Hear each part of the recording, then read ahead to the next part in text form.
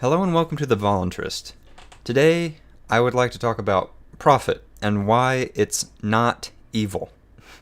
There's this misconception, this kind of knee-jerk reaction to the word profit or the concept of profiting, having anything left over after bringing a product to the market and then selling it to people.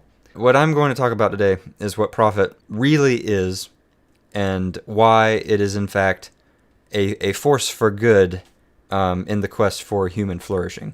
We're going to start off, I wrote out kind of this syllogism kind of thing, but I'm not really going to go through it point by point. I'm just going to kind of talk about it. So first up, I just want to establish what I mean by a free market. A free market is a model for the economy, but I think it's more than that. I think it's a model for society. The free market is what exists when you have a truly peaceful and voluntary society where people can choose who to associate with, who to do business with. A free market is one in which no coercion is implemented in order to intervene in or manipulate the voluntary actions of and interactions between peaceful individuals. Basically, I'm saying here, if there's violence or the threat of violence present in society, systematically intervening in and manipulating what people are doing and the decisions that they're making, then that's not really a free market. Even in a free market, I'm not so utopian as to believe that, once we achieve a free market society, there will be no crime and nothing bad will ever happen, because that's completely preposterous. My definition of a free market means that there's no authority that people believe for some reason has the legitimate right to use violence or the threat of violence to tell people what to do and how to live their lives, who they're allowed to trade with, and at what price they're allowed to trade something for. So my definition does allow for the occasional petty robber who is then dealt with by the private law system. And there are many books written on this subject, and every time I mention it, I feel compelled to defend it, because I know the first thing someone's going to do when they hear private laws, they're going to think massive evil corporations making ridiculous laws like everyone has to buy a hamburger on the third Thursday of every month or something stupid like that. But that's I am positive that's not what would happen. But yeah, just go research security production in a free market, and yeah, I'm not going to spend a lot of time on it here. But anyways, that's my definition of a free market. It's just the absence of coercion, basically. If you want a simple three-word definition, absence of coercion. And then I go on to define profit. It's really just straight out of a textbook. Profit is gross earnings minus total expenditures. So all the money that you bring in minus everything that you spent. And then what's left over, I consider that to be profit. And then the relative circumstantial value of a product compared to all other products is reflected in the free market pricing system. Okay, so here I'm asserting that in a free market where people are able to make decisions completely absent from coercions, they are making their decisions based on what they truly want, what they truly perceive as being valuable in the moment that they're making that decision. So with that in mind, you can then infer that the aggregate prices in such a system would be reflective of a product's actual value in the circumstances at that moment. So we could say that had a chainsaw existed in, say, like the 1600s, I don't know. If a modern chainsaw had existed in the 1600s, it would have been stupid valuable, just absolutely insanely valuable because of its productive capacity compared to pretty much every other piece of quote-unquote technology at the time. But today, it's not that valuable. There's a ton of them. That has to do with supply and demand, and also, back in the 1600s, the technology present within the technology of the chainsaw hadn't even been really conceived of, or the parts of it that hadn't really been fleshed out yet. So there's a lot playing into that. So it's the price of an item communicates a vast amount of information that has to do with that item's place in the economy, its general abundance. The price dictates, the item's accessibility, how much it costs to produce. There's so much information in the price, and you never have to think about it. You just look at the price, and this is the beautiful part, you judge for yourself, do I want this? What's the next best thing I could do with this money? And then you make the decision. All right, I'll buy this, I won't buy this. And if enough people do that, then you get these aggregate prices that are really finely tuned to represent what the relative circumstantial value of that item is. So that's just the point that I'm making, is the price reflects the value of the item in the world, or in that particular economy. If it's isolated, I don't know why it would be. The global economy is not, there's no one country that can be isolated from another. Even North Korea is not isolated. So I consider this to be a global economy when I think about it. Well, to bring up a point of contention that I foresee approaching on the horizon, yes, I do consider the economy to be global. So this one might be, so someone might be able to say, oh, so there can never really be a free market. And I would say, no, there can never be a perfect free market.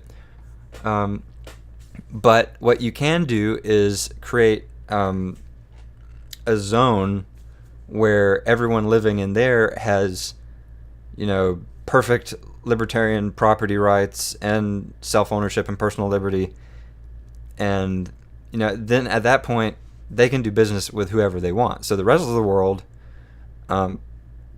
they might not have as many personal liberties, but the libertarian society can trade with any of them as those zones or countries permit trades to occur.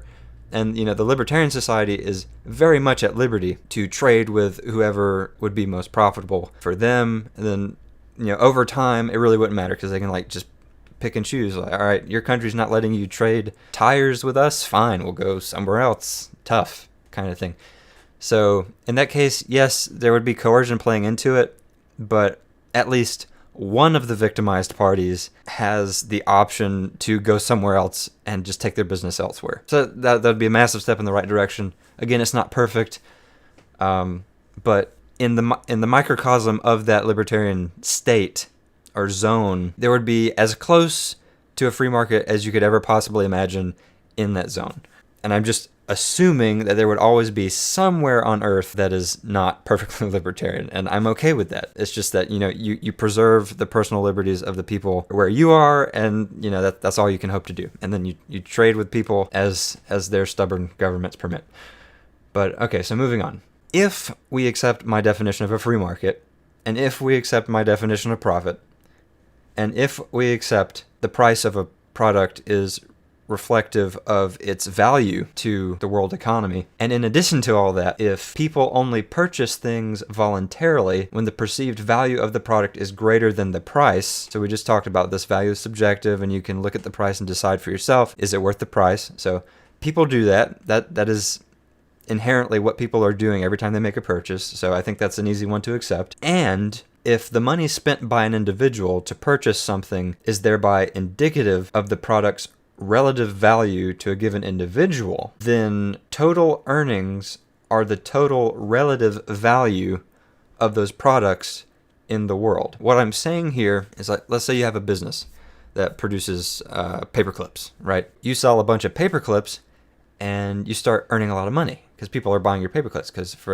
in this universe, people love paper clips. They put them on everything. They use them as decorations, and they make weird paperclip sculptures out of them, and it's just weird, and people buy a lot of paper clips.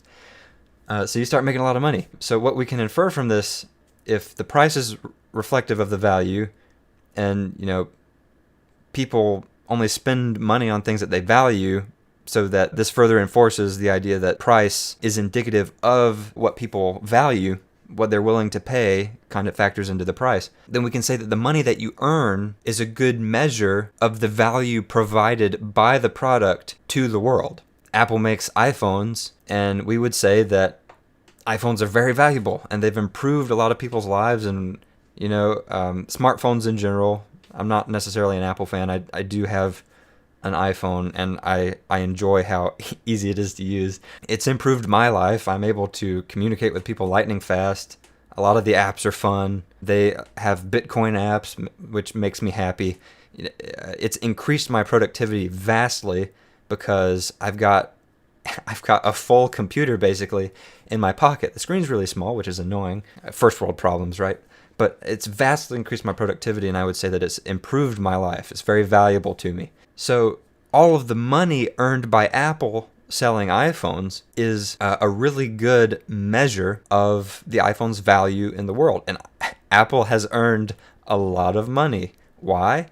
Because their products, the things that they sell to people, are very valuable. After considering this, we say, and if producers purchase goods and services to be consumed in the production processes used to make what they're selling, and if consuming these goods and services thereby use up the value of those goods and services, then expenditures are the relative value consumed in the pursuit of bringing a product to market. What I'm saying here is that, say Apple, let's continue on with Apple.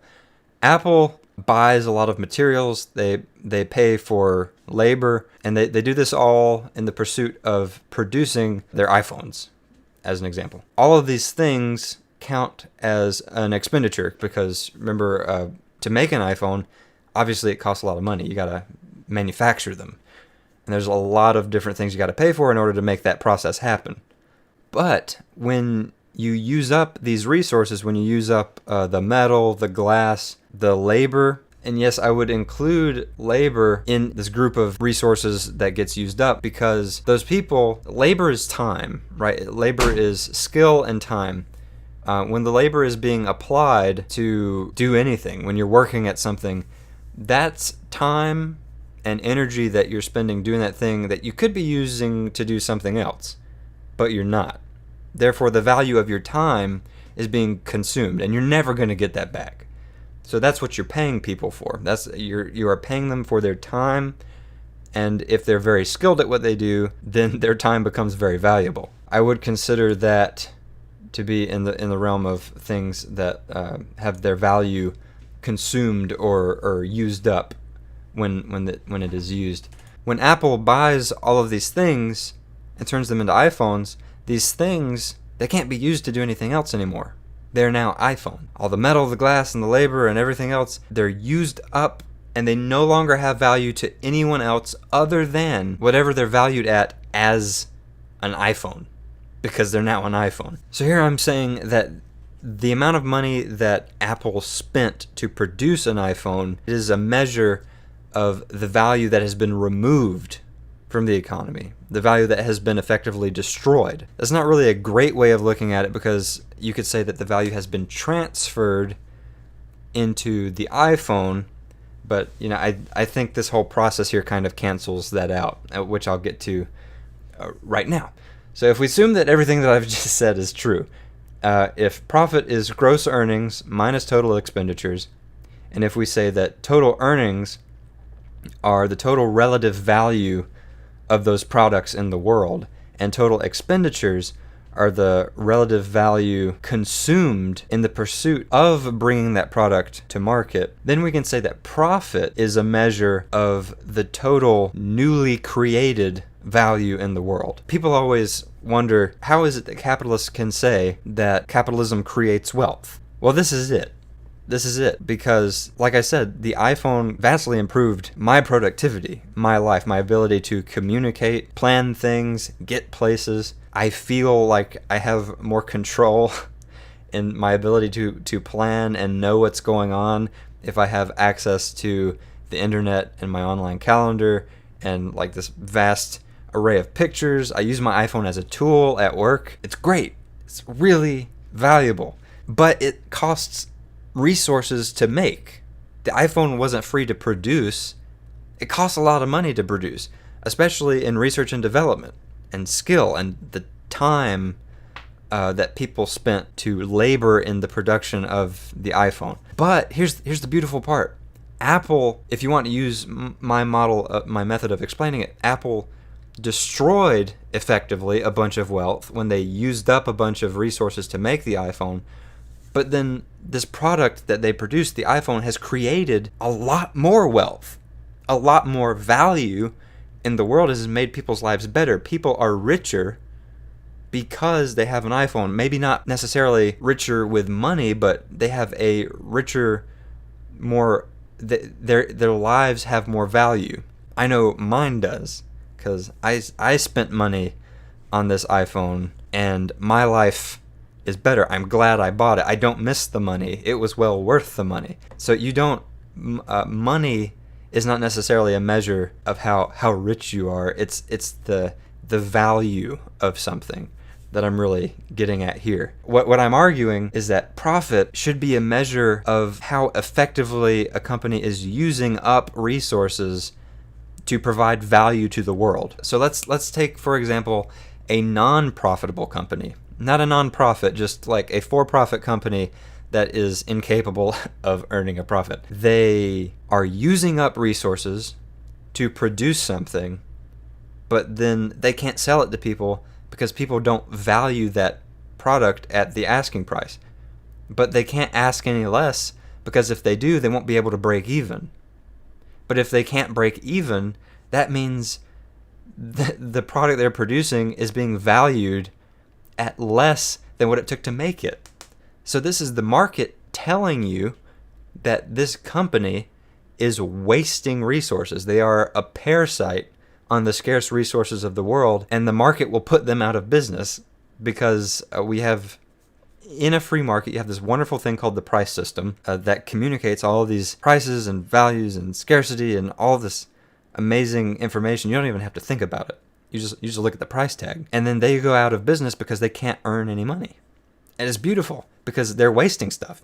So you would want them to go out of business so that more productive people can come in, do what they're doing, but provide more value, or at least be able to make the product by using up fewer resources, then sell it at the same price. But they've kept their expenditures down, which means they're not using up as much stuff to make it. So it's this really beautiful thing that prices are able to do in an environment where violence and the threat of violence aren't employed to manipulate economic decisions. And of course, this would not be a proper episode unless we discussed how this applies to government.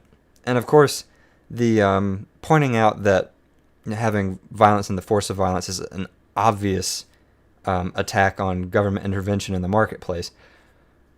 But if we also apply this idea of profit being a measure of